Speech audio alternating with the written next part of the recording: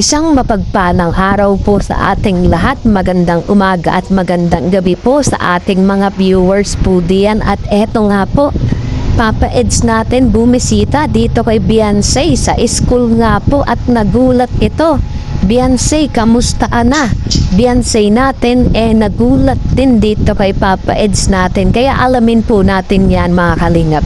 At syempre, pag-usapan na natin kung ano ba yung mga nangyari sa kanila at ano ba yung mga nadagdag pa mga kalingap. So yan po, kung bago ka pa lamang po uli sa ating munting YouTube channel, pa-like and share and subscribe na po para lagi tayong updated patungkol sa mga love team, patungkol din dito sa kalingap, at suportahan natin ang lahat ng kapalibot sa kalingap na nagmamahal dito sa mga love team at mga tinutulungan nila. At so yun, talakayin na natin itong topic na ito.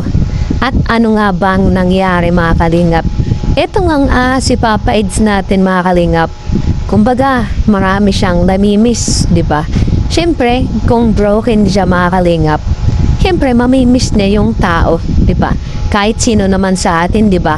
Yung iba nga na ginagawan pa ng kamalian, di ba?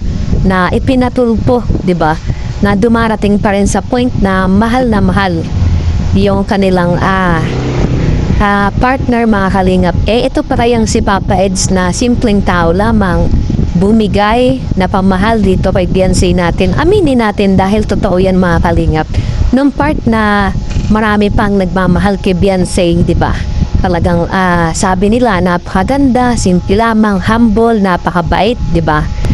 Iwas muna tayo sa nangyayari ngayon, di ba? Siyempre, ito yung dumarating kay Papa Eds na namimiss na yung tao. At ngayon nga, mga kalingap, siyempre, sa tagal na hindi nakikita ni Papa Eds, what if na siyempre para sa kanya, dalawin niya, o kaya tignan niya habang nasa malayo, di ba? Ganun naman yung mga mindset ng tao, di ba? Para kamustahin, bibisitahin sa bahay, kahit hindi napunta.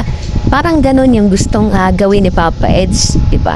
Siyempre sa nababalitaan ni Papa Eds dito kaya Beyonce natin, lalo na sa mga classmate ni Beyonce, kung ano ba yung nangyayari, marami yan mga kalingap, marami tayong source, di ba? Na lalo na kay Papa Eds, nagagawin niya rin yung lahat para kamustahin yung tao kahit na yung sitwasyon nila ay malayo na. Lalo na kung napahamak si Papa Eds sa mga sinabi ni Beyonce, di ba? Alam natin yan mga kalingap. Pero ganun pa man, talagang namimiss din ni Papa Eds din itong si Beyonce, lalo na sa samahan, sa mga galaan, maraming blessing ang dumarating sa kanila pag magkasama, di ba? Ano ba ang sitwasyon na ni Beyonce ngayon nga? Ito nga mga kalingap, simple lang. May mga blessing pa rin na dumarating dito kay Beyonce natin.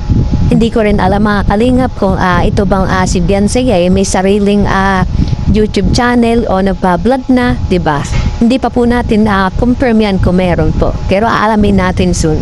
At ito nga mga kalingap, napakaganda naman ang nangyari sa kanila, di ba? Kumbaga all goods naman itong si Beyonce at si Papa Eds natin, na kumbaga on the way din si Beyonce sa kanya mga pinapangarap. Gusto rin niya na makapagtapos ng pag-aaral. Marami nga po mga kalingap. Pero sa ngayon, gusto muna ni Beyonce ng private life na walang nanggugulo sa kanila, di ba? Na kumbaga, ayos na sa kanila yung ganito.